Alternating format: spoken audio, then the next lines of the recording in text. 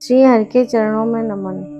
स्वागत है आपका अपने चैनल श्री ग्रंथ ज्ञान में। आज हम पुरुषोत्तम मास महात्मा अध्याय 10 को सुनेंगे।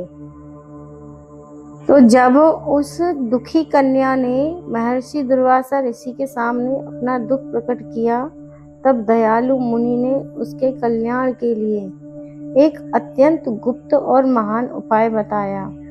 उन्होंने कहा कि शीघ्र ही आने वाला पुरुषोत्तम मास सभी मासों में श्रेष्ठ है और इसमें किया गया स्नान, दान, जप और भगवान की पूजा असंख्य गुना फल देने वाली होती है। उन्होंने समझाया कि इस पवित्र मास में केवल एक बार तीर्थ स्नान करने से भी उतना ही पुण्य प्राप्त होता है जितना हजारों वर्षों तक तप और गंगा स्नान करने से मिलता है। यह मास स्वयं भगवान श्री कृष्ण को अत्यंत प्रिय है और इसमें की गई भक्ति से मनुष्य की सभी मनोकामनाएं पूर्ण होती हैं। दुर्वासा ऋषि ने अपने जीवन का एक प्रसंग भी बताया कि किस प्रकार उन्होंने क्रोध में राजा अम्बरीश को नष्ट करने का प्रयास किया था, लेकिन भगवान के सुदर्शन चक्र से स्वयं संकट में पड़ गए। जब इस पुरुषोत्तम मास के प्रभाव से ही वे उस भयंकर संकट से बच सके।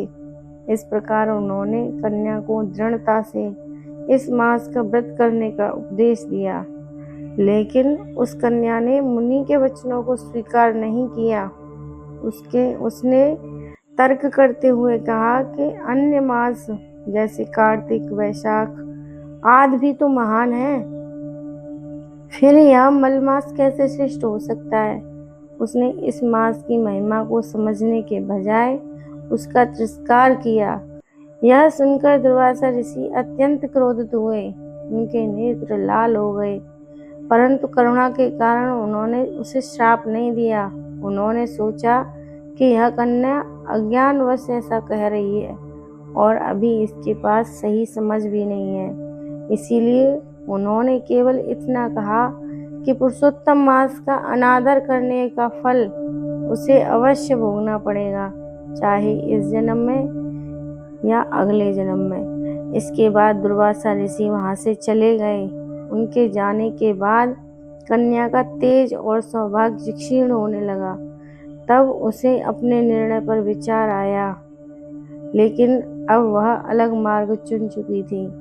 अंततः उसने निश्चय किया कि वह भगवान शिव की कठोर तपस्या करेगी, क्योंकि उसे लगा कि वही उनके दुखों का निवारण कर सकते हैं। इस प्रकार वह पुरुषोत्तम मास की महिमा को त्याग कर अपने ही मार्ग पर चल पड़ी। जानेंगे इससे आगे की कथा अगले वीडियो में। तब तक के लिए हरे कृष्ण।